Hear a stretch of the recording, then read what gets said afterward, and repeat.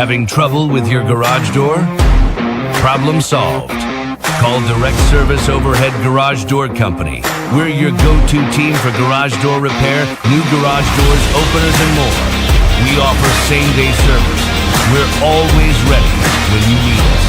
Best of all, you can book your appointment online or talk to a live operator 24/7. No machines, no waiting. So whether it's a broken spring or a brand new garage door, trust the local experts at Direct Service Garage Doors. Call us today or visit directserviceoverhead.com.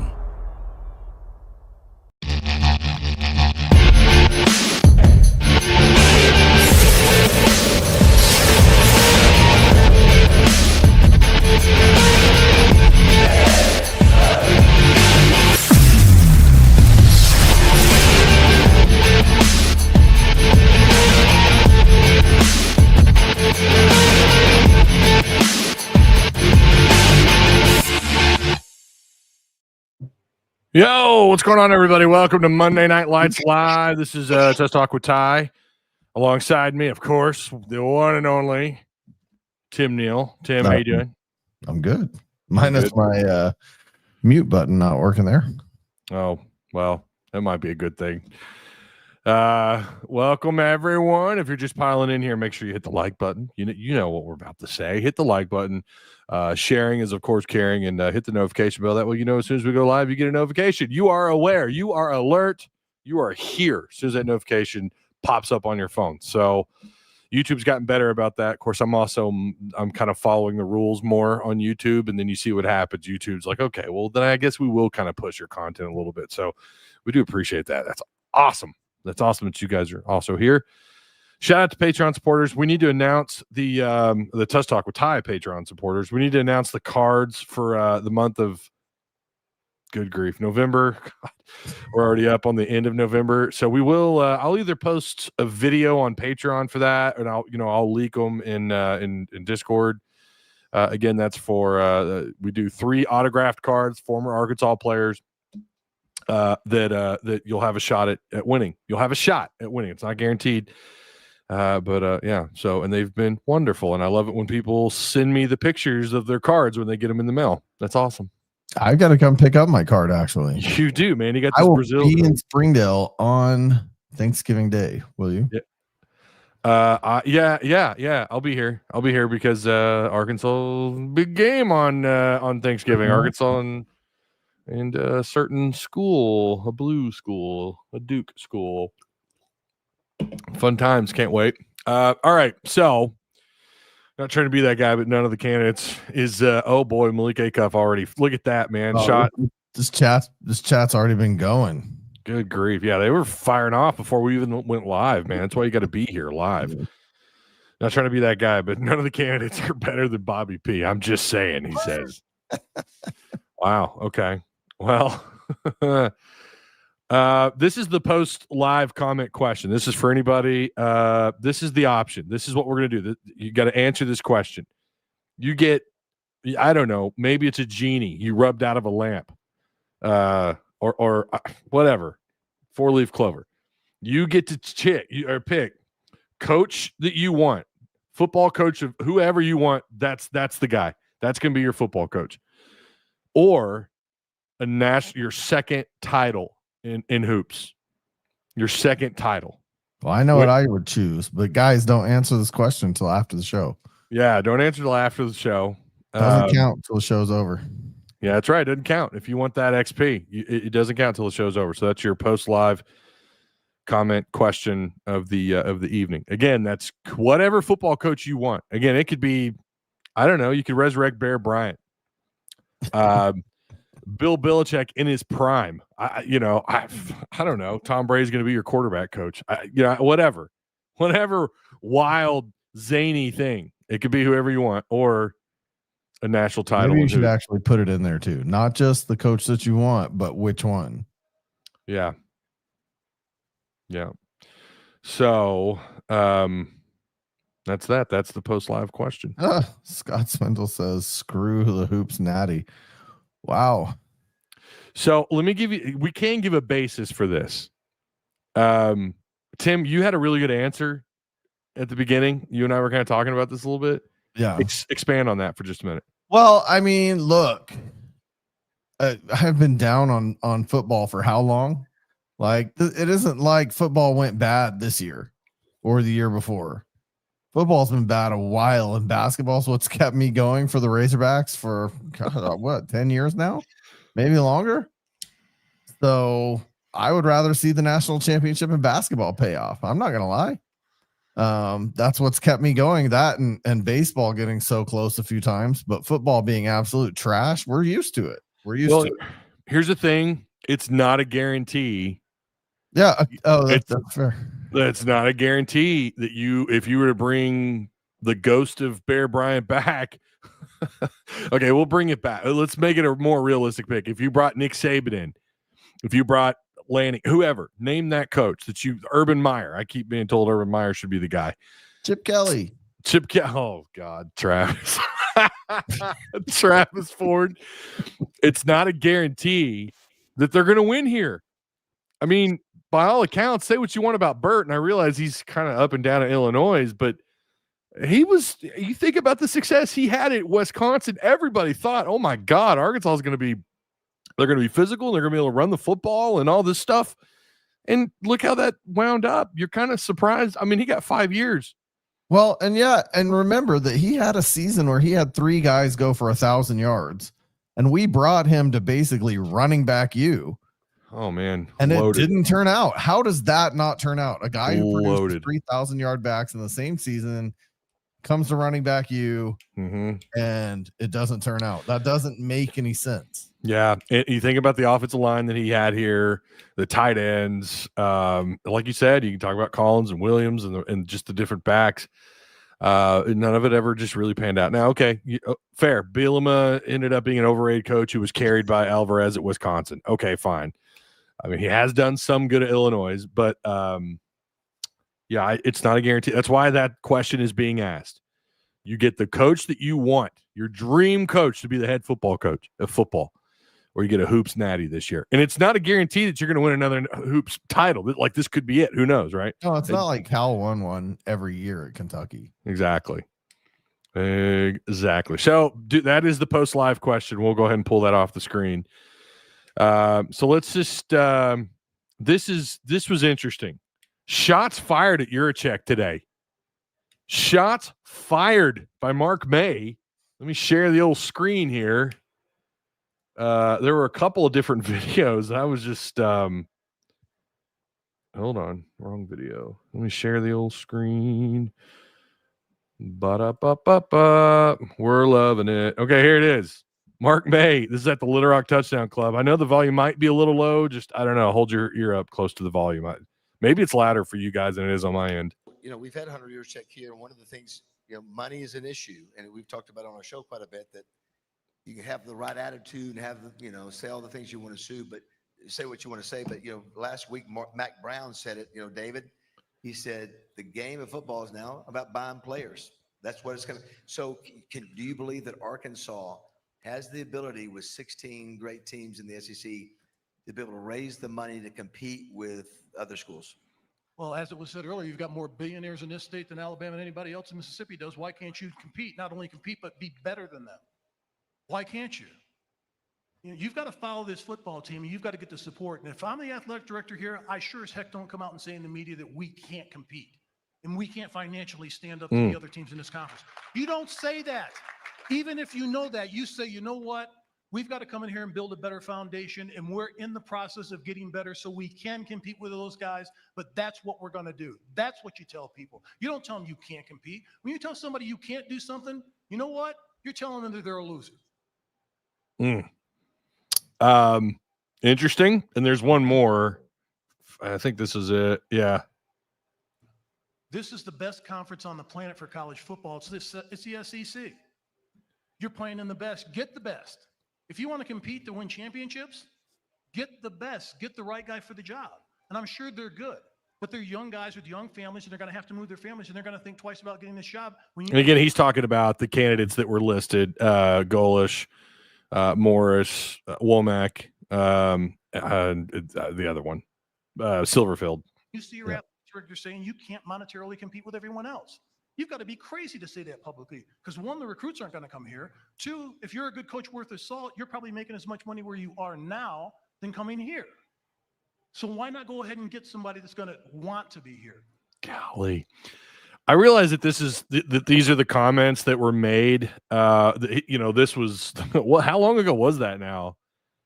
Was that like 6 weeks ago or something when Hunter said that down at the Little Rock Touchdown Club? Yeah, they're not letting it go. Boy, they're not. He is getting trashed. And now you got someone like Mark May, who I realize it's not Mark May from, back when he did the thing with Lou Holtz on ESPN. I get that it's not like a guy that's really, really up front in the media anymore, but he does carry some weight. And for someone like Mark May to go down to the Little Rock Touchdown Club, a place where, that's basically that's the place where, former Razorbacks go and speak. And of course, it's a pretty big deal. And it's considered one of the best ran like touchdown clubs I've heard, like this side of the Mississippi. I don't know how true that is, but I've heard people say that. That could just be, I don't know, glazing, everything that's going on down there, talking to those people. I don't know, but to say that on that stage that the university's paying attention to was something else. Tim, were you a little surprised by that, or no? I think it goes along with what we said when the comments were made initially in the first place, and that is you just walked into a room with a bunch of people who want to give you money and you didn't give them a reason. Like, it's okay. It really is okay to go in that room and say, look, we're not competitive. We are not competitive with the money, but you can't leave it there. That can't be the final of your statement. You have to walk away from, they have to walk away from what you say with the idea that their money is going to be used to produce the best product. So you follow that up with, but here's the plan, ... And you have a plan. You can't just walk in and go, well, you guys suck at not giving us enough money to make this program run. And that's what he did. And that's what Mark May's saying. I feel like there was one more clip that you didn't play where they asked something along the lines of what is missing from Razorback athletics or something like that. And he goes, leadership. Or they said, what leadership is missing? And, that is the clip. He said leadership of the program is completely missing here. Yeah. And that's it. When you don't have a plan and you're the leader, this is what happens. This Hunter Yurachek is what happens when you're a leader without a plan, because you're not leading anybody at that point. Yeah, I am missing that clip. You're right. I was kind of taken back by it. Yeah, it was a direct. That is actually the whole reason why I named the show. It's missing. Here it is. I found it. Yeah. For you guys that missed it. My bad. I got you. Doing the show with us for over a decade now, and I don't know, maybe it's 15 years, I don't know. And so, boy, it's been a rough road. And so you go back to after Petrino, the Chad Morrises and the Brett Bielemas and the Sam Pittmans. So what do you think's missing, Mark? You've watched enough of college football. I know we'll go talk a little bit about the money and transfer portal, but you watch football. What's missing up there? First thing is you're missing a leader in the athletic department. You go and look at good teams. Shots fired right there. There it is. That's it. You came with a complaint, but no plan to fix it, like a leader should. Yeah. Number one, come with a plan. This is how we're going to fix it. You didn't do that, and you will not escape that no matter how long you let this lie. Mm-hmm. And it's not doing him any favors with this coaching search. You guys watching me here unscrew my water bottle. It's not doing any favors with this coaching search being so secretive and everything as well. It just makes it look like he's still not competent, not a competent leader. From raising money to hiring coaches, he just looks incompetent and he can't seem to overcome himself. I think it's fire shots too, Mark May. It's again, it's just more people take it. Someone said earlier that the national media, I'm trying to find that. It was up here just a little while ago. Where'd it go? Man, okay, we've had a lot of comments since I read that. But someone was saying that just how the national media was taking shots. Yeah, it's been a if he does end up getting fired, if Hunter does, I mean, of course, Well, it gets complicated if you got to find a head coach. If he's going to hire the coach, and there's a search involved. I think Football Scoop reported that there was go read. Football Scoop has that article. It's a paid article, but you can read part of it, and I'm pretty sure in that article they say that there is a search firm involved. But anyways, if he makes the hire for the football coach, if he's involved, which he is involved, I feel like that guarantees Hunter Yurachek's job for a while. It's just you don't like firing the AD when that AD made the football coach hire. No, that's really kind of weird. Like, I'm gonna hire you, but I'm not gonna be your boss. Yeah, that's a weird circumstance to put a coach in. Now you're a head coach, or an assistant. Could be a coordinator. We're going to talk about that here in just a minute. And the AD that's going to hire you is still getting trashed over comments that he made however many weeks ago. I mean, it'd be one thing if he said this and then kind of apologize, maybe not apologize, but really redirect or come out, like you said, with some hope and really give the fans something. And maybe he didn't, I'm forgetting, but I don't feel like he's come out and really, again, he doesn't owe anybody an apology, and we do ask for transparency, but like, it's just the comments that he left. It left a sour taste in everybody's mouths. And so now you're out looking for a head coach, and you've got this hovering over your head. Meanwhile, Mark May is still down at Little Rock. I say still, it's another person at the Little Rock Touchdown Club that is absolutely, I mean, he's not trashing him, but he's certainly, there's shots fired across the bow here, or across the bow. Well, we're not the only people who have called this out. I don't remember a moment where he's addressed his comments. Do you? I thought did he come out and say, hey, I screwed up here with these comments? He did briefly kind of addressed it, but it wasn't enough. Yeah. I don't know. I don't recall. I don't think that he has. I think he did like say, well, what I was trying to say was this, but it still was lacking the plan. It still was lacking the fix. Like, how are you going to fix it? I don't think since he said that, he used to, every once in a while you'd hear him on the radio. Maybe he's been on the buzz since then. I don't know that he's been on the radio. On the buzz. Say what? I think he came on the buzz maybe the week after that and tried to address it, but he did his poor job at addressing it. Well, it's still out there, and it's like, man, I don't know. And so you kind of wonder with this coaching search, who knows, right? I think someone had said that maybe Trey Biddy had reported that we don't know, like it might actually be a name that we're not aware of, that we haven't mentioned. I don't know who the hell that could be, because I feel like we've mentioned everybody under the damn sun. I mean, my God, are they? What are they really? Ask Travis. Say what? Oh, Kelly. Chip Kelly. Ask Travis. Oh my God. Yeah, I think I'd pass on Kelly. Someone was talking Cliff Kingsbury earlier today. Oh, he's been on the.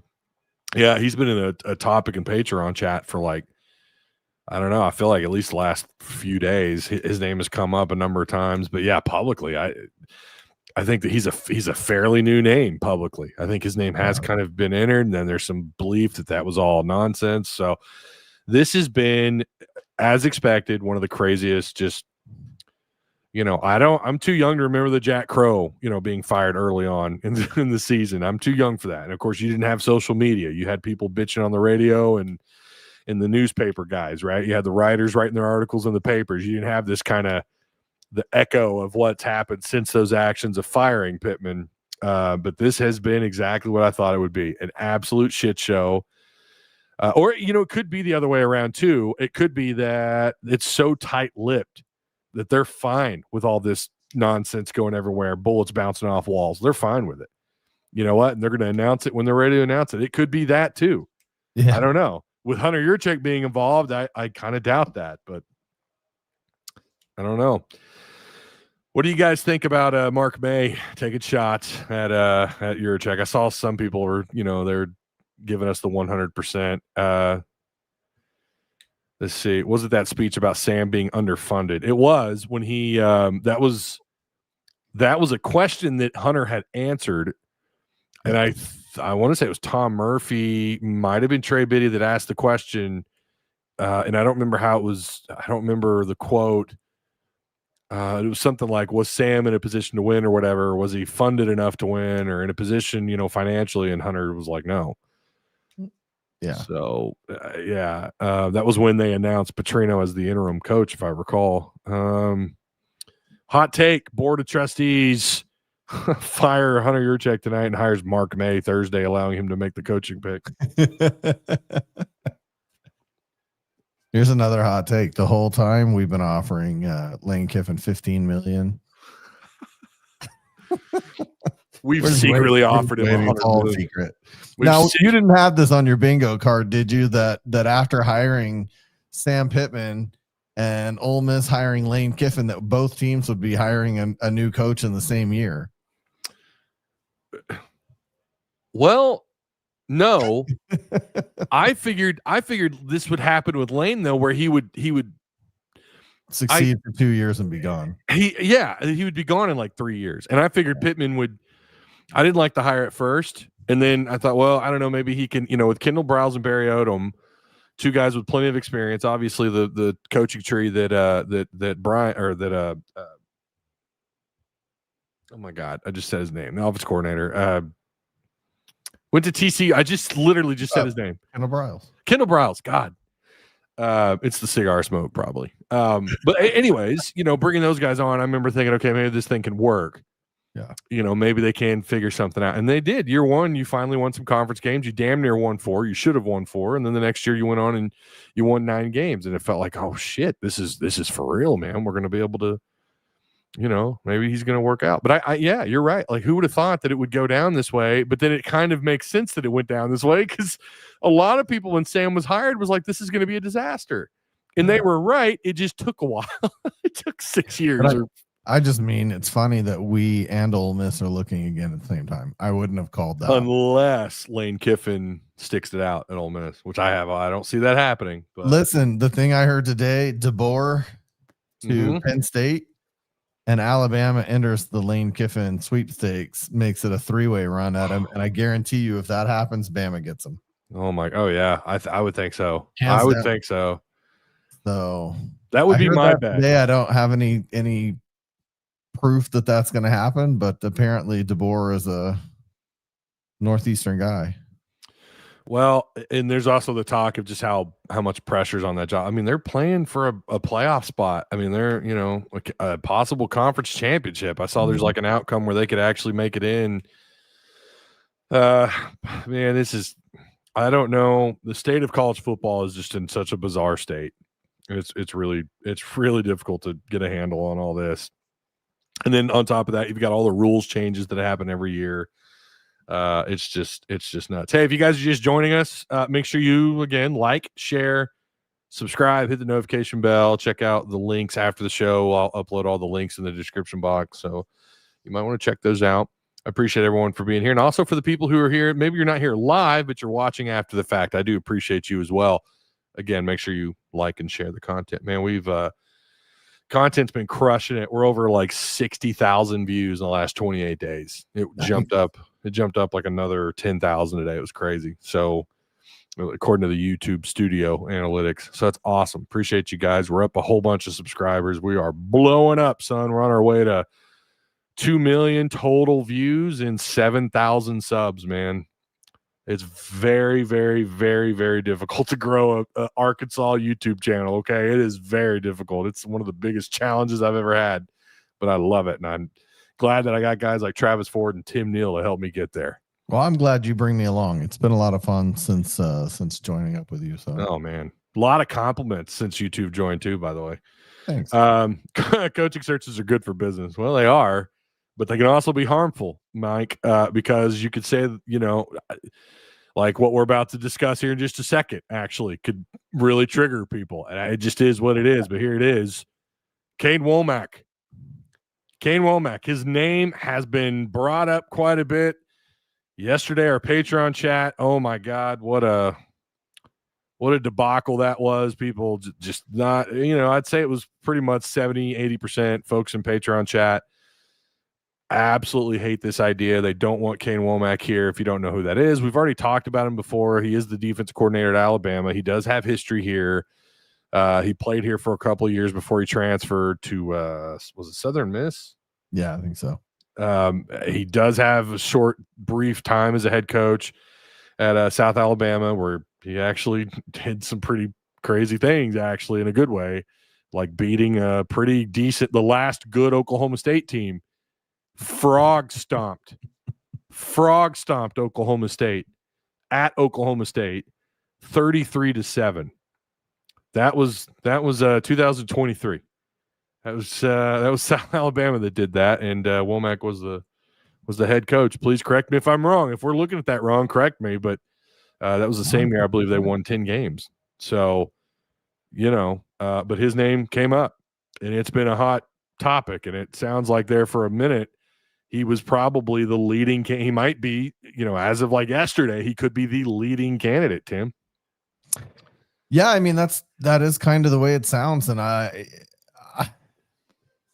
go back and forth on how I feel about grabbing a coordinator when there are named head coaches with experience out there. But I will tell you the thing that stands out to me: number one defense in the conference right now, number one scoring defense in the conference right now, if I remember right. You can correct me if you've researched that.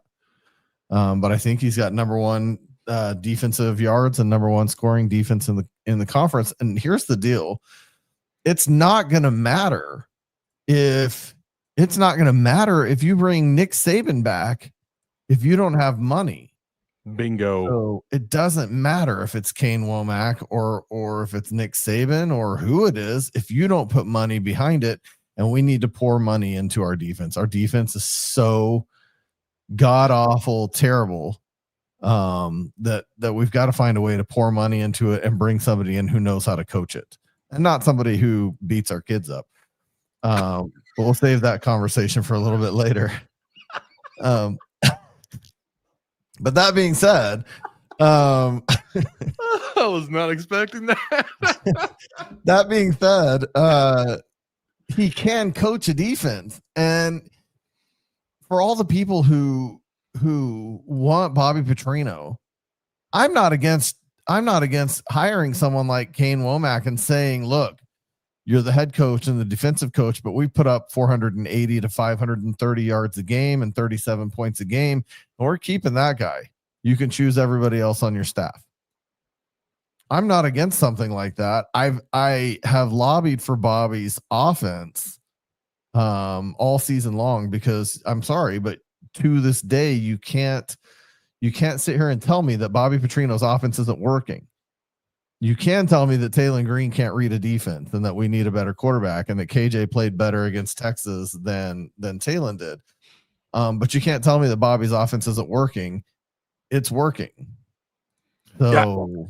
I don't understand the, like, I get not wanting Bobby to be the head coach. I get that. Like, I get that. But as a coordinator, in like, when you're able to overcome some of the stuff that has gone wrong with the offense in terms of the turnovers, and you're still top 3 in every category in the SEC in offense. I mean, you've got a 1,000-yard rusher, Taylor Green, likely maybe a 3,000-yard passer. He's actually going to be down in his passing numbers compared to a year ago, maybe. You can't count interception yards. Say what? You can't count interception yards. Yeah, I know it. Take those out. But he's still, like, you consider, and we've been over this a billion times, but the fact that this dude has produced the kind of offense that he has, and still, like, with the mistakes and everything that he's done, it's kind of crazy.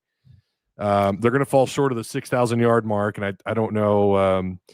It's hard to do in the regular season. A lot of times it's teams need that bowl game or a playoff run to get in that 6,000-yard mark as far as offense. And obviously Arkansas is not going to get that 13th game. But it's still pretty extraordinary what they're able to do on offense, all things considered. And by the way, they're not extremely talented on offense. They're not extremely we know they're not talented on defense. You can't rely on your special teams. Like, everything about this team as far as personnel, man, I don't care what the rankings have been before, although that does kind of matter. You also have to look at the amount of people you've brought into the portal, which takes into account when you look at rankings. But there is not a lot of talent. And for Bobby to be able to do that, that's at least enough for me to go, you know what? maybe I'm fine. If it is Wommack, and I've actually heard it's pronounced differently. It's not Wommack, it's like Wommack. I heard Basil say it was like Wommack. So I think we're at least it's not like Iamaliava where it's real easy to trip up. But if that is your call, and again, I want to make this, I don't know. I had people going at me in Discord a couple of times over the last, week or so, and definitely today. Someone said that he was my number one guy from the start. What the hell are you talking about? No, Hog Blitz. That was a Hog Blitz comment in Patreon chat. And I'm like, bro, I know you're in here and I know you listen to these. I have never said that he's my number one guy. I make a case. I'm going to say this again. I can't believe I have to do it again. I make a case for every coach. Name a coach. I'll say, okay, here's the positives. Maybe I didn't give enough negatives. I'll give you some negatives. Yeah, he's never been a head coach in the SEC, but my God, I mean, how many of these guys that you're talking about, and I know people are not thrilled with any of the names. There are people that are not thrilled with any of these names, and that's fine. That's fair. I get it. But there's how many of those guys are available that have coached in the SEC outside of a Dan Mullen, and Dan Mullen, I think is not. I don't think he's coming here. 0.0 last I checked.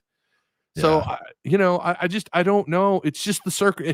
When this many coaches are moving on or getting fired or whatever, and again, we talked about Lane Kiffin. I'm surprised that Norvell's sticking it out that he's getting another year at Florida State. That's a little shocking to me, but I think his buyout, Florida State must actually have some money problems, I would assume, because I feel like 10 years ago they wouldn't have put up with that. But, this is not, it's difficult to put 1,000% of the blame on Hunter as far as I've been extremely skeptical of Hunter, but when all these jobs opened up, and this is why I said a while back, man, you've got to hit the ground running with this search. You've got to do it, get a search firm involved, which apparently they have. But Hunter's also very involved apparently. So, yeah, man.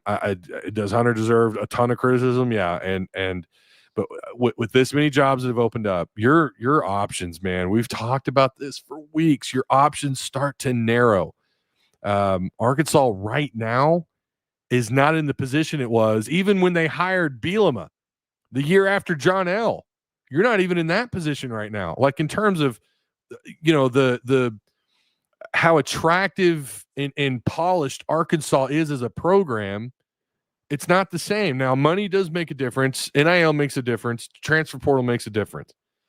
So we'll see about those hypothetical dollars that everyone keeps talking about. But like you said earlier, Tim, if you don't have the finances involved, if you don't have the NIL, if you don't have these things in place, you're in real trouble. It doesn't matter who you hire. Yeah. Yep. It's done. You're done. You got Mr. Kicks here on a super chat. Oh, okay. We had a couple. I missed them. Hold on. Let me read them both. What is crazy is we are 15-58 in conference games. Oof. Jumpmaster Scott says, wouldn't you think the university president, board of trustees, and all the others in the hierarchy would be embarrassed by now? The AD they selected keeps embarrassing the university. Who knows? Maybe not. It's a good question, Scott. I too am also at what point when again, if you end up hiring let's say it is Wommack or David Wommack, however the hell we're supposed to pronounce his name, and he does year one, you go 2-10, 3-9. How much leniency do they give Hunter? Because it's going to appear like, here we go again, man. All the pressure is going to be on Hunter. All the pressure will be on Hunter. And it's going to come down to what this coach does. But then at the same time, like I mentioned earlier, it's going to be really difficult to fire him if that's his guy. So I don't know. So again, going back to the negatives on Wommack, it just feels right to say it that way. Not a head coach in the SEC. Okay. South Alabama, he was 22-16 overall. If you look at South Alabama before he arrived, they were a shit show. It was like 3 to 4 wins a year. It was really bad. 2021, he comes in 5-7. Again, I know we've been over this, but we got to do it again, right? There's some people who are still just out in the woods on this. 2022, he really turns it around. 10-3. 7-1 conference. Okay, 2023 at South Alabama, he goes 7-6. I think that was the year they beat. Yeah, that was the year they beat Oklahoma State, 33-7. That Oklahoma State team, before you like shit on them, that team went 10-4. I mean, that team won 10 games. And you're going to say, oh, it's the Big 12. Okay, cool. What conference is South Alabama in? Right. Like, what are we talking about? Like, that is pretty impressive. But I agree that that's just one game. But 10 wins is certainly pretty impressive. It's hard to dig up a whole bunch of negatives on a guy that doesn't have a super long tenure in coaching as far as like being an assistant or a short term. I mean, that is the negative. What? That he was just Tenure. that's it, the tenure. Yeah, you're probably right. 38 years old. I guess maybe if you want to bring up age, but I don't know what 38's fine to me. I don't have a problem with that. I don't know if that's some people might actually say that's a positive. I know Arky 56 would. I know old Pops would say that that's a positive. He doesn't want a 50-year-old, 55-year-old coach. I'm like, Dad, come on, man. Like, you can't be too picky. He did coach at Indiana. He was a linebacker coach. He was the defense coordinator 2019, 2020. And he was actually at South Alabama for 2 years before that, 2016, 2017. And I had read something interesting about that.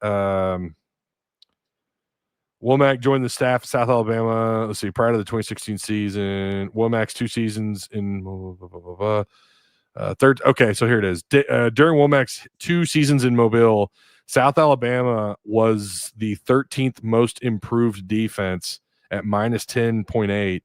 And rushing defense at minus 69 in the nation.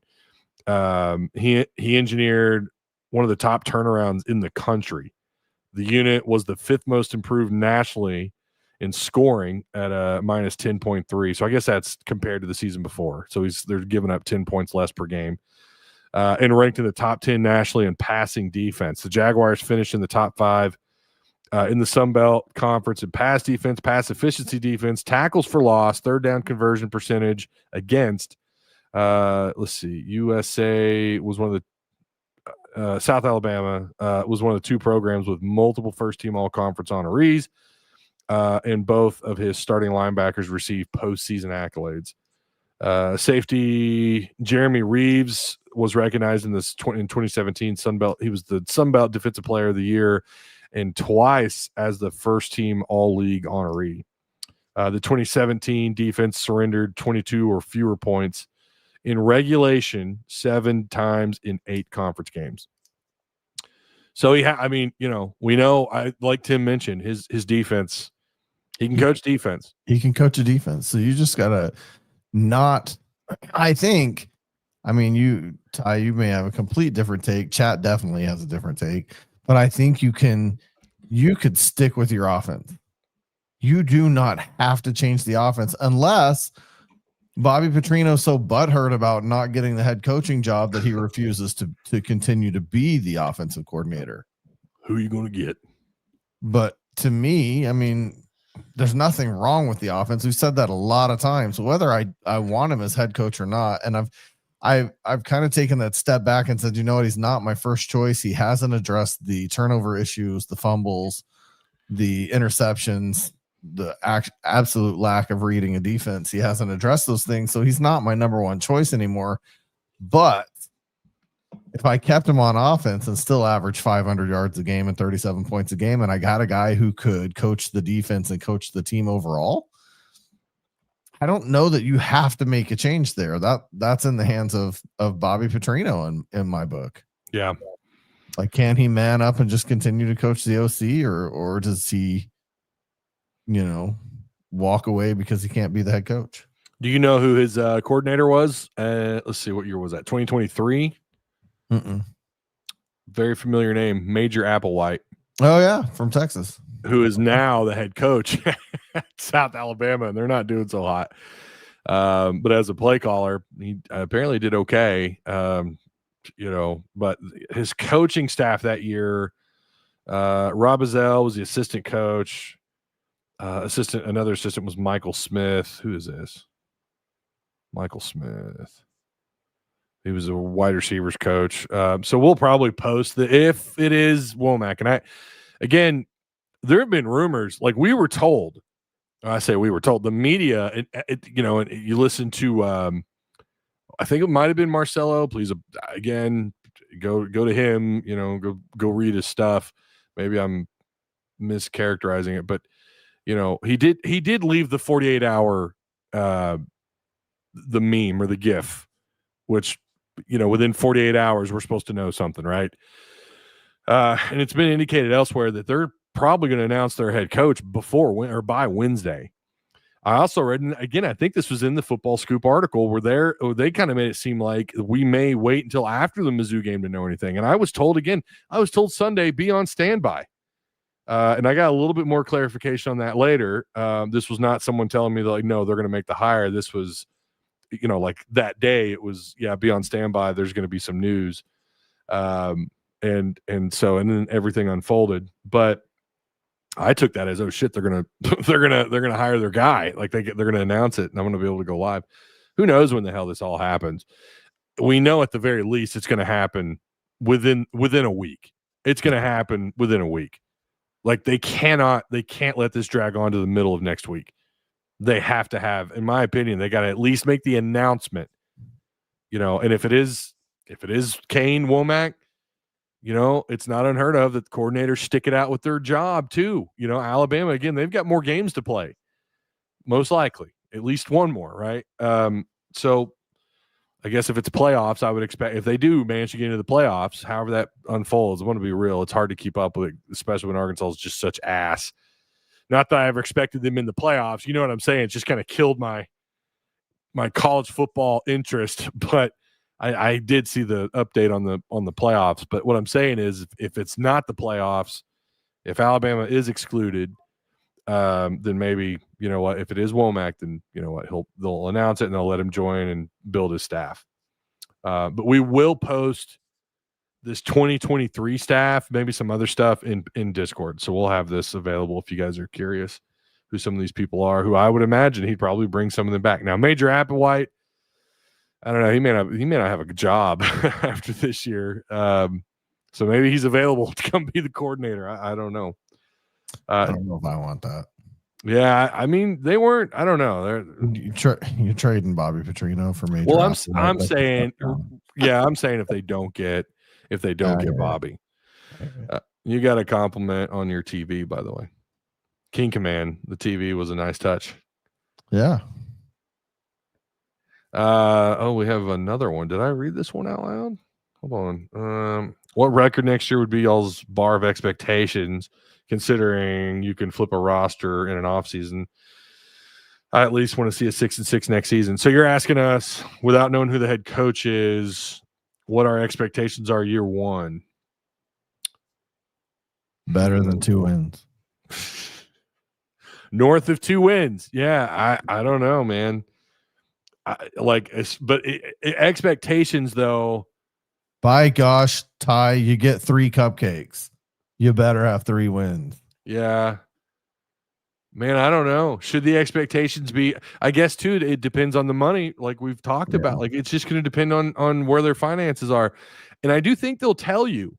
I do think Hunter Yurachek will probably, I mean, hell, he already told you couldn't do it before, right? So maybe he'll come out and be like, oh, wait, we actually do have the funds, and I'll be as transparent as possible on the subject. Yes, we have the money, and we're going to be able to finance a good roster for him, which he's already said that's the plan, right? And that's what the local media has reported, that they are, like, the money people are moving things. So I don't know. I don't want to put any expectations on anything yet. I appreciate the question, though, Heartbroken Hawk. I do appreciate the question, but yeah, it's better than 2 wins, and until you know who the staff is going to be and where the money's going to be, you can't really say much more.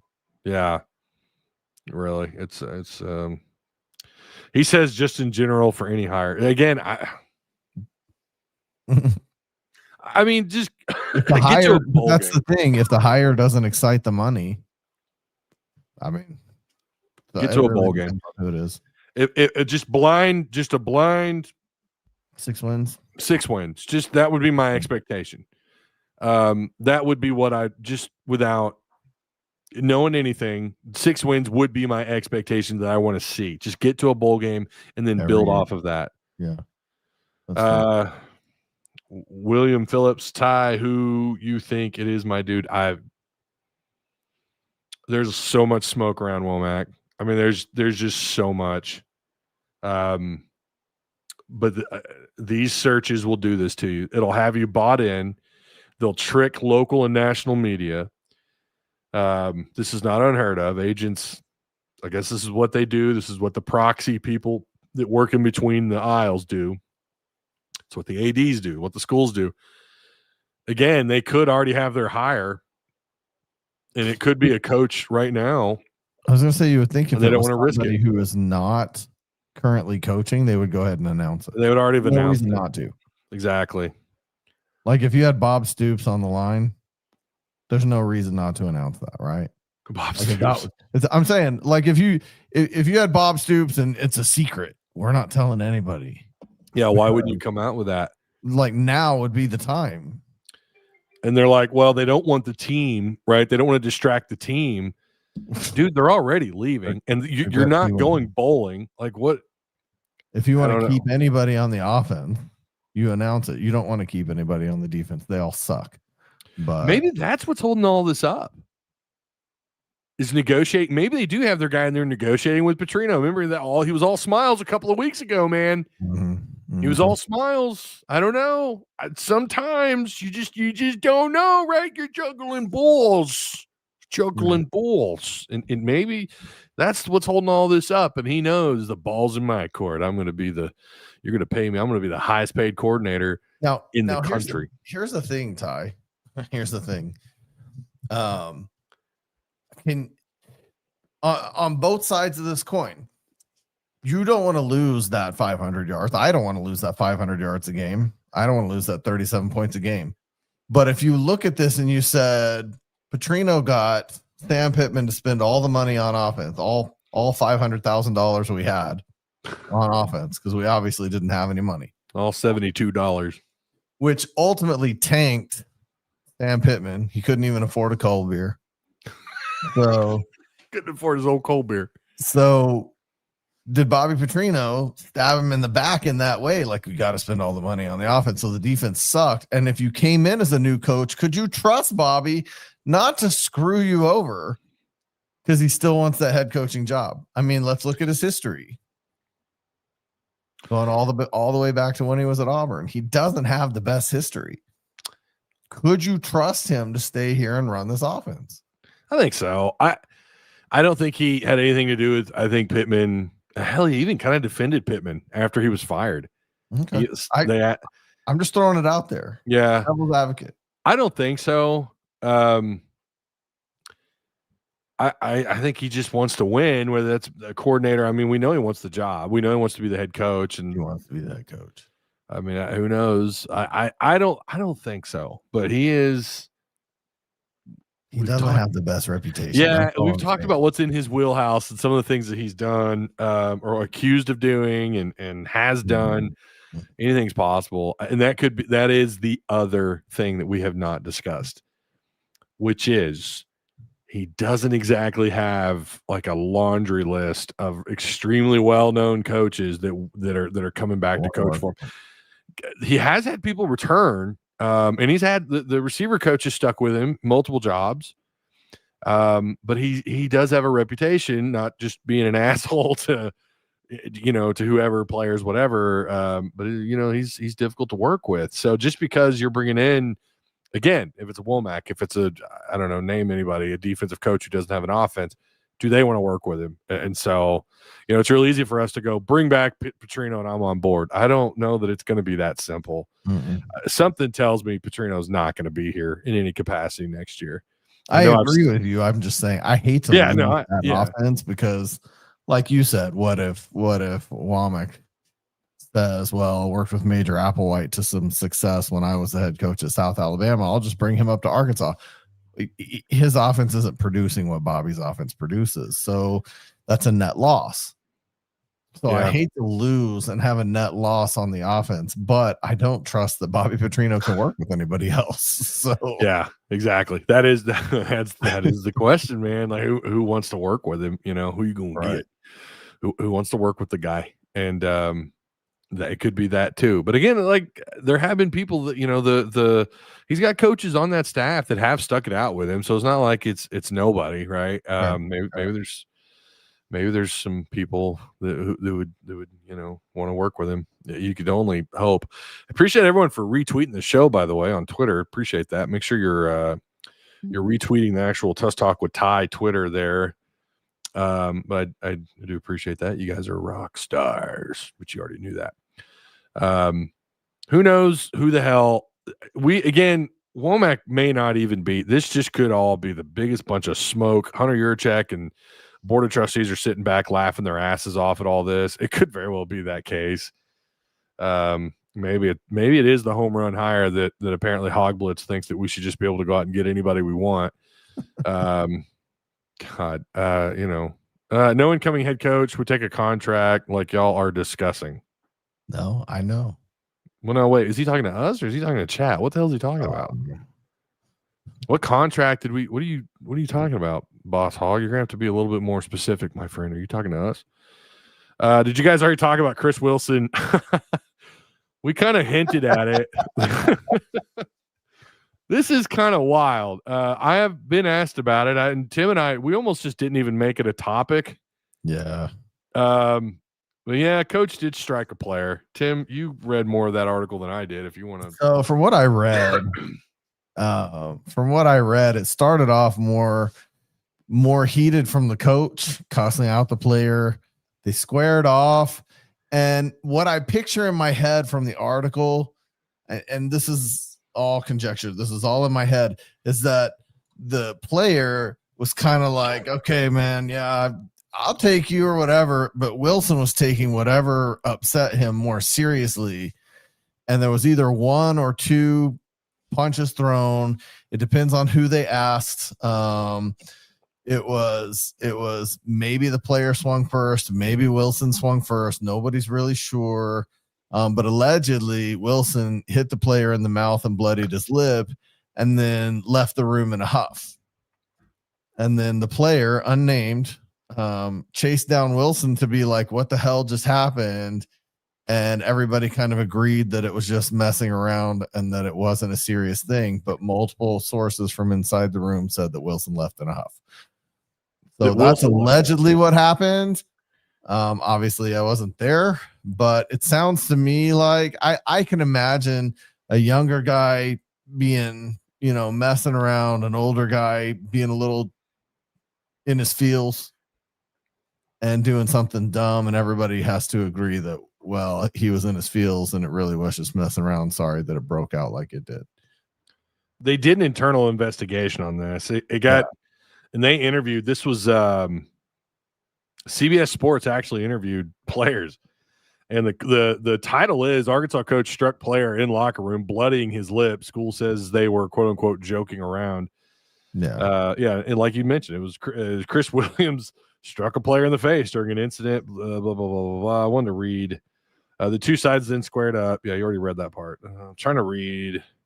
So this is the I think this is the athletic department. Yeah, our athletic department quickly looked into the matter, conducting independent interviews with the interim head coach, so Bobby, as well as the coach and player allegedly involved. Those conversations revealed the same recounting of the situation, in which both the coach and player said they were joking around, with everyone on the same page concerning the situation. The athletic department considers the matter closed, with no further action necessary.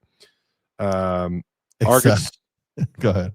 Arkansas leadership met with the player roughly 1 week after the incident, a source told CBS Sports. Leadership asked whether the skirmish between the player and Wilson was the two men messing around. The player concurred. However, multiple sources with knowledge of the incident indicated Wilson, like you said, was heated when leaving the locker room, making another derogatory comment as he departed. Yeah, which, like I said, it just makes it sound like the player was more joking, less into whatever upset the coach. Yeah. And the coach had to calm down from it. That's what it sounds like. I don't know. I know this. If I was 56 years old, I'm 48. I'm probably not taking a swipe at a college football player and bloodying his lip. And they're probably both fortunate, but he's probably fortunate he walked away with from that with nothing. Because a hot-headed Tim Neal at 22 would have laid out a coach who bloodied his lip. Right. I can tell you right now, if he bloodied my lip, he'd have picked himself up off the floor. I guess it just, again, it depends on like why are you even doing that to begin with? Like, I just don't understand it. That just seems so weird. Yeah. And not something that I think Petrino's coaching staffs are ever, as far as I remember, someone please, as I always say, correct me if I'm wrong. I don't ever recall his staff getting into like doing this sort of stuff. I don't know. Yeah, Petrino said it was shadow boxing. Wilson is an NFL guy too. I wonder if that's common in NFL locker rooms. Well, I don't know. And you do have to think for a second. Petrino's earlier, I mean, he's known for absolutely degrading players. And today's players more sensitive than when he was here the first time. I don't know what he's gotten into outside of Arkansas, but yeah. So we're getting a little feedback on our comment on Petrino sticking around. Listen, first off, guys, some of you are getting a little, find the comment here. This is from Tusky here. No head coach worth a damn is getting told who his coordinators are. Yeah, we're not implying that that's the case. We're saying that if you're the coach, maybe you consider keeping him around. That's why Tim has said. I think I said it that way. More the sentiment I was trying to get out was I'm okay with the university saying, let's keep Bobby. How can we keep Bobby? Let's talk to this guy and see if he'll do it. Exactly. Like, let's offer him what he needs to. But I probably said it like, we should just tell him you're going to keep Bobby and you can do whatever else with your staff. Give him the option. Yeah. Yeah. Boss Hog was saying that so I guess he just strongly disagrees about keeping Bobby as the OC. Again, if that head, I guess we've got to be super specific. Yeah. If that head coach wants him, Boss Hog, are you content with walking away from KJ Jackson and what we saw from him and I mean, again, like this offense balanced and dangerous. Even with the accident prone Taylon Green or turnover prone Taylon, and you're still one of the top offenses in scoring and yardage. I think their scoring slipped a little bit. I think they're at like 34, 35 points a game. It's still 34, 35 points. Exactly. Like we've also seen this offense not have those kind of numbers, not be able to move the ball. And like, how did we lose to Mississippi State a couple years ago? Oh yeah. Oh my God. More like 2-0. The Dan Enos, like, it's, you could absolutely hire another name like that, right? You can go out and get someone who is, Dan Enos had a reputation being a pretty decent quarterback coach and a pretty decent coach.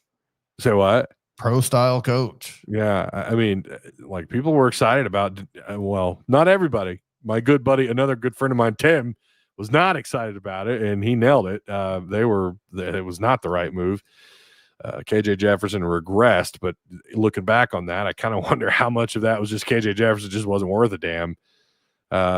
He just worked with the Kendall Briles offense. Kendall knew how to dial the right buttons. But yeah, I mean, you could always risk going after a guy, a coordinator who won't produce, who will take a couple of years to get his people here, or damn, you've already got the guy here. And if it's an option, maybe it's something you consider. I think that's all we're saying. Yeah. So I don't know. I wouldn't, if I'm a head coach, defensive minded, I got my staff who I want.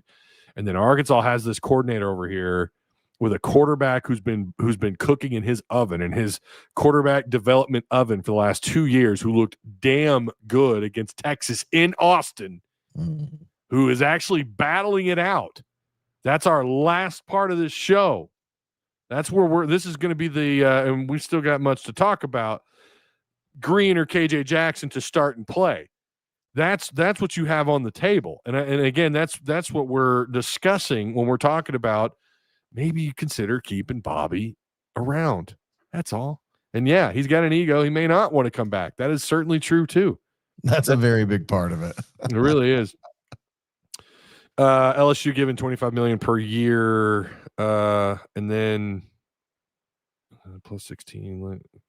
College football is over, says Bill Penning. Well, I mean, I don't know that it's over, Bill. I think it's just a different game. It's not the same. It's not college football is not the college football we grew up with. Yeah. So, and to be fair, it's been changing for a while, starting with, I guess you go all the way back to when they allowed super seniors or graduating seniors to go wherever they want, not have to sit out a year. I guess you could say it started then, and it just kind of trickled. You had players sitting out for the bowl game, opting out for the bowl game. Like, it's just slowly over time. Then you get post 2020 and you have NIL and the portal. It's just been one domino after another. And guess what? There's going to be 2030. Apparently we're going to have expansion in the conferences. It looks like we could be shaping up to 2 or 3 super conferences. You're going to have an expansion in the playoffs again. Like, it's just going to continue to change. It's not over. It's according to the TV ratings. Mark Rogers, who's a friend of mine and runs Voice of College Football on YouTube, told me that actually the TV ratings have gone either about the same or up. So yeah, it's not over, Bill. It's just changing, and it's going to continue to change. What do you think of Green and Jackson? You said you had a lot to say about this. I want to hear what you say about this. I've got thoughts. Chat, feel free to chime in, please. We'll super chats will always take priority, but feel free to let us know your thoughts on this situation between Green and KJ Jackson against Mizzou. The Taylor Green train has wrecked. He started the season a Heisman candidate. He started the season with draft grades, and he's going to be the next best thing in the pros. You still have Booger McFarland saying he's going to be a better pro than he was in college. No, he's not. Saw that. I'm just flat out telling you, Taylor Green, Bobby Petrino needs to go to Taylor, and he needs to say, listen, son, I'm going to do you a favor, and I'm not going to put you in this game because you've already made it to where you're going to have to be an undrafted free agent because you suck so hard at reading defense. So I'm going to do you a favor and not make you read this defense. And I'm going to get the next guy up and get the next guy ready. And maybe you can go back to the 3D machine. I'm not 3D, but the virtual reality machine. And maybe you can read a virtual reality defense because you can't read a real reality defense. Taylor Green is done, and he should be done. And I mean, his career is done unless he goes to Arena League or USFL or Canadian or something. He's not playing in the NFL, and he shouldn't play another game of college. He should be done. Take his 1.25 million or whatever that alleged number was. Yeah, and go. And we need to put KJ in for a full game. This guy performed at Texas. He led the offense. He didn't flip the ball up and hope it came down in somebody's hands. He got out there. He made the case, and he should win the starting job, and Missouri should be his game. Well, so that he can show all the fans what they're going to miss when Bobby leaves and he goes with them. Or just, yeah, he's going to be a hot commodity in the portal. He is going to be. If he gets an opportunity against Mizzou and he does the exact same thing that he did against Texas, which, to be fair, now Mizzou's got a little bit of tape on KJ Jackson. Now they got a little bit of film. I don't know that it would be as smooth, but man, Mizzou doesn't have Texas caliber players. They've got good players. Don't get me wrong. I mean, they're a good football team. Drinkowitz is, I hate to say it, we have to admit it. He's a solid coach. They're going to be prepared for whoever. But something tells me if Jackson were to start and play, I think he would do pretty well. I really do. And I think if he does that again against Missouri, I think he's going to be red hot in the portal. And I think maybe the reason Bobby's even leaving this open is so that Mizzou prepares for both. He is. Yeah. Cause he said that. Yeah. They're going to use the week to figure it out. But not that he hasn't already decided. And I feel like it doesn't make any sense for KJ to sit the bench, not even for a half.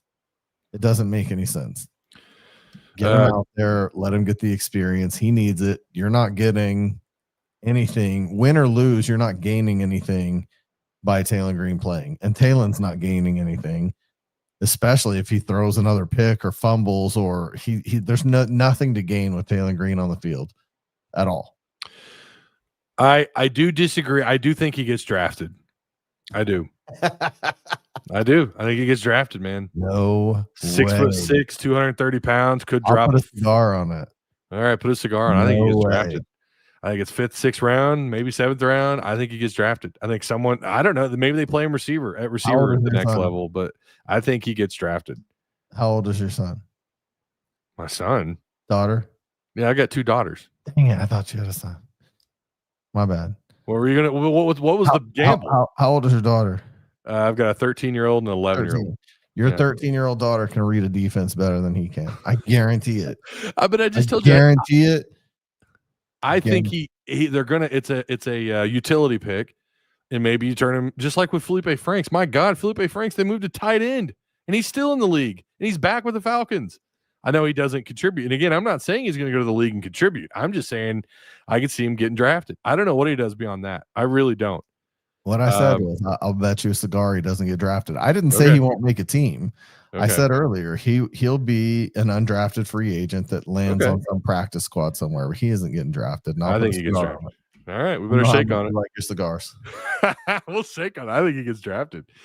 I know I'm going to catch a lot of shit for that. I don't really care. I chat post comments can come at me. I think he gets drafted. His speed and athleticism, size, he's got all the intangibles. I don't know about a quarterback. I don't know if you want to take a risk, even as a free agent, if you want to take a risk as him as a quarterback. I've not lately. It's like he actually regressed. He did this last year. We had this moment where he was climbing, looking better, and then he just dropped.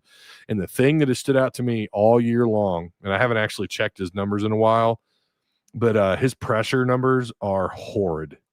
They are. I mean, this automatically, it's really bad. Under pressure, he's completing 34% of his passes. Well, and here's the thing, Ty. I don't think I've been able to say this until this year, or for 3 or 4 years now. But this offensive line it's not perfect, but it's better. It's the best offensive line he's played with. He definitely has more time than he's had in a year or two, and Jefferson before him had no time. I mean, we talk about Jefferson couldn't make reads, but Jefferson was running for his life the entire time. Like snap, run, and hope you can find somebody. That last year. And Taylor Green last year, the same thing. Snap, run, hope you find someone open. But this year, he's had time. Yeah. There's no excuse. He's got a 65% clean pocket percentage right now based on 243 just actual dropbacks. That's not great, but that's not bad. He's completing 70% of those throws. That's not atrocious. That's that's slightly above average. 2,300 yards with a clean pocket, 14 touchdowns, 7 interceptions with a clean pocket. 7 interceptions with a clean pocket because the high schoolers out there are catching his balls. Yeah, the defense, he's throwing them right to the defense too. And I know there's a buddy of mine who does watch a shit ton of football. He loves to analyze all this stuff. He says that it's just the receivers not being in the right spot at the right time. I don't know. That's a question you'd have to ask Petrino, but he threw in a triple coverage the other day. He did throw in a triple coverage. I don't buy that. There have been a couple of times like when Omega Blake gives up at the end of the route that ended up a pick. Yeah, that was on Blake. But that's rare. That's the exception. Okay. That's not the rule. That's the exception to the rule. He's been thrown into double and triple cover. I couldn't believe when Booger said that. I was like, damn, go into depth here. What are you talking about? He is a crazy athlete, and he does have a freaking cannon of an arm. All right. He does. It's not quite Ryan Mallett-esque, but I think he's like not far behind Mallett in terms of just raw arm strength. He does not have I don't think he has the arm talent that Mallett had.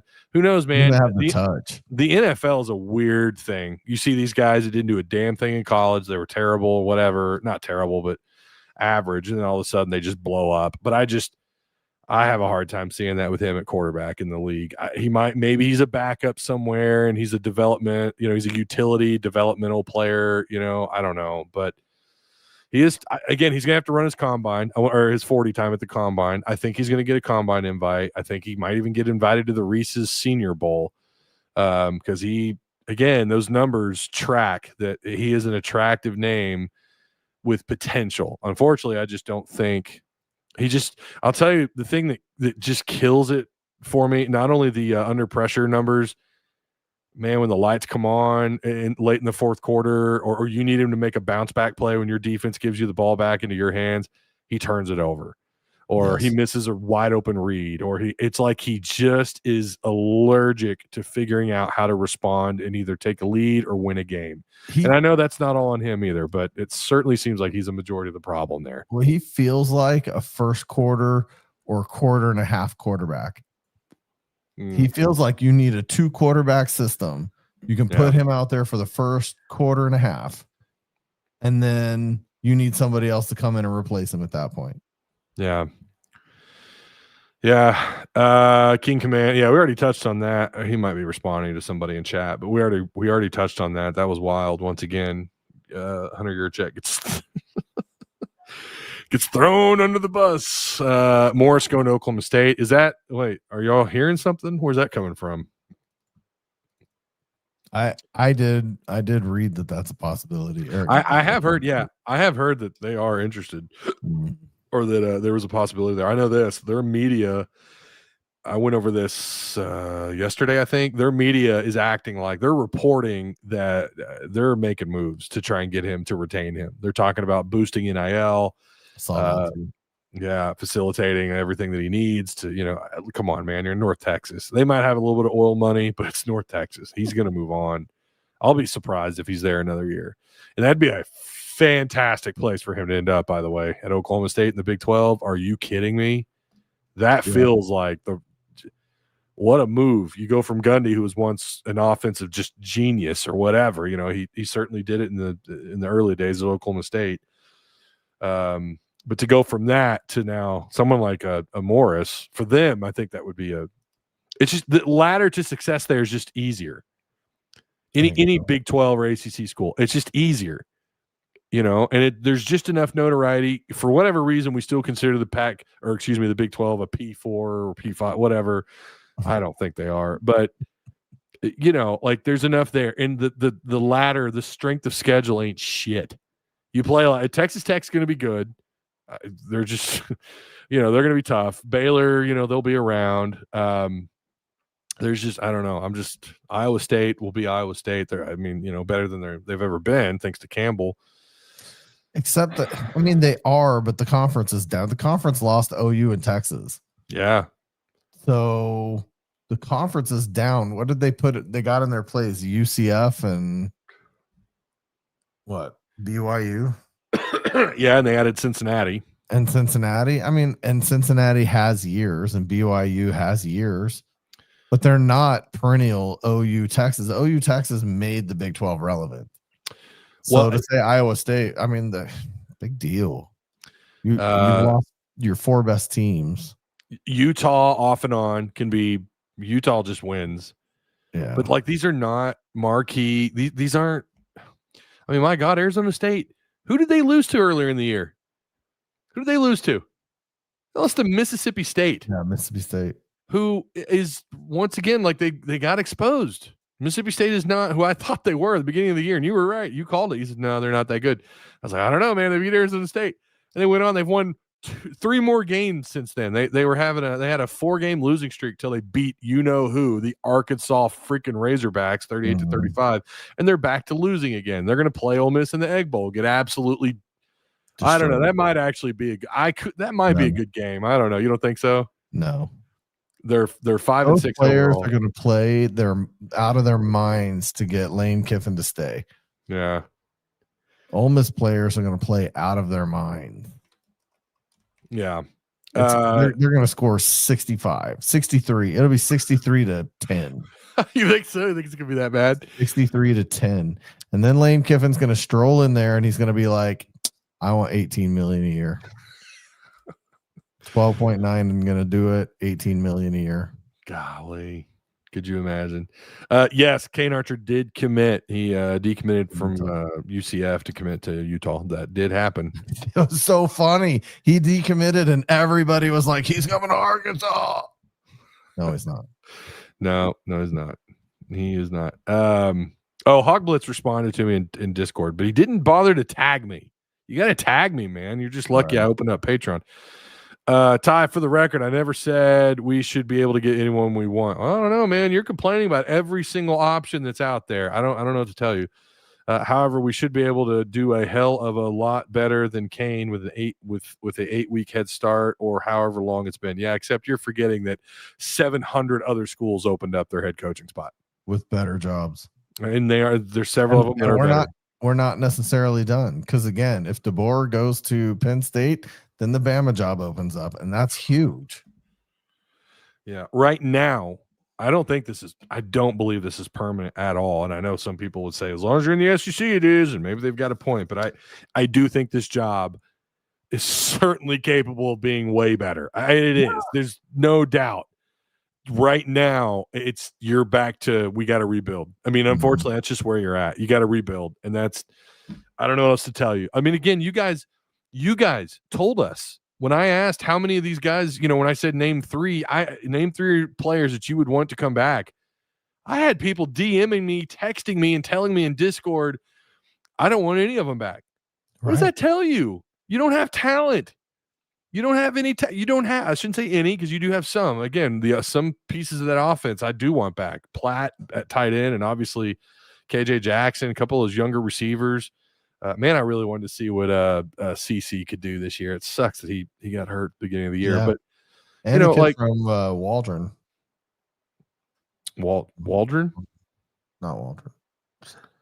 Why am I blanking? And Antonio Jordan. Oh, Warren. Thank you. Yeah. I like mean, Ferguson. I'd like to. But if any of those guys hit the portal, Tim, how many of them outside of Platt? How many of them in Jackson? How many of them are getting like major offers and are considered anything beyond maybe a 2 or 3 star out of the portal?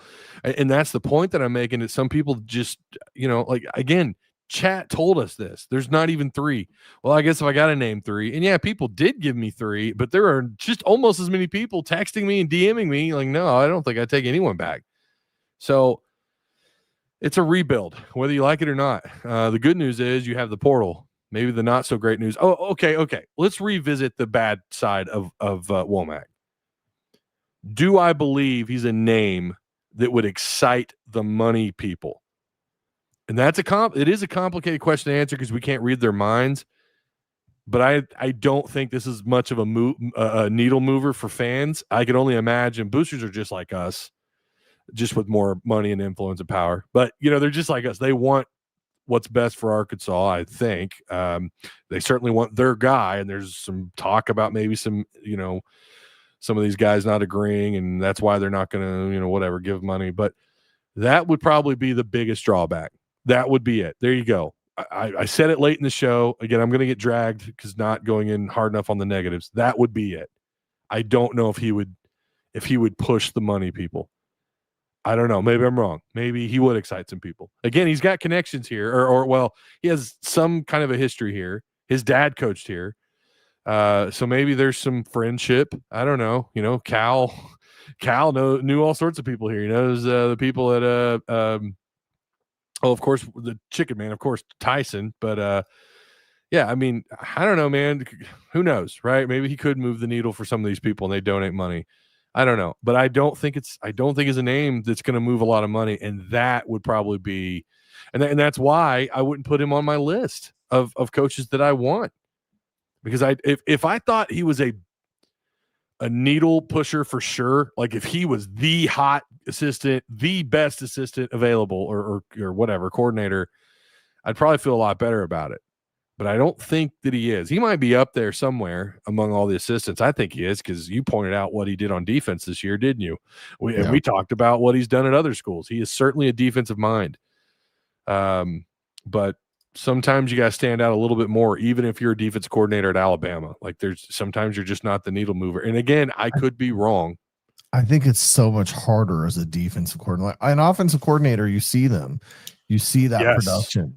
You do. You see hundreds of yards and tons of points and lack of turnovers.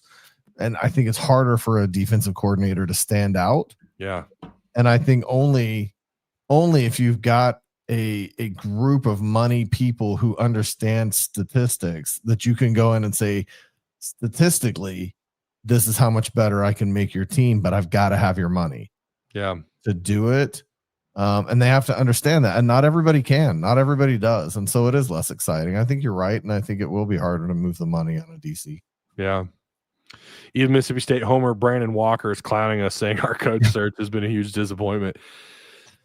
I'm not denying that, man. I'm not denying that. I thought, well, they're gonna do this. They're gonna make a move. They're gonna fire Pittman, or I guess after they fired Pittman, they're gonna have some time on their hands. I know I said this much. They have got to nail this hire. They have no other choice. And you could say, well, that's every hire. Fair enough. But like, man, with 2030 looming, and people keep hinting that 2030 could be a real important year just because of the TV contracts and conference expansion, all this stuff, along with the expansions of the playoffs. Like, it feels like this. Yeah, man, you want to be in a position where you're not on the outside looking in at success in 2029, 2030. I don't think he's. I wouldn't disagree. Would you disagree with that? Would you disagree with Brandon Walker that this has been a huge disappointment? No, it's absolutely a huge disappointment. Yeah. When the most exciting thing going on is a 2-bit half-ass radio host interviewing our candidates for us, and making us look as Bush League as anybody has ever looked. Bush League. I just, it's been a disappointment. I should have known you were going to take a shot at old Bobby Bones. I should have known. 2-bit. You think he's just a 2-bit radio guy? I do, man. I do. 20-something years in the business, and he's number 134 in the country in ratings. I'm sorry. Is he really? For him to get on Twitter and be like, I'm famous. He literally said, I'm famous already. Like, dude, wow. I'm sorry, but if you have to tell people you're famous, you ain't famous. Yeah, so you're talking about that video that he dropped this morning.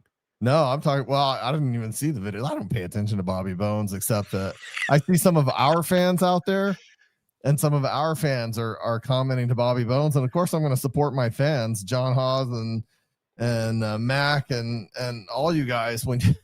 When you start talking Bobby Bones, I'm going to jump in there with you and support you guys. So when Bobby's like, I'm famous, I'm not a clout chaser. Like, dude, that's your job, is to clout chase. That is what you do. And that's the only reason you are who you are.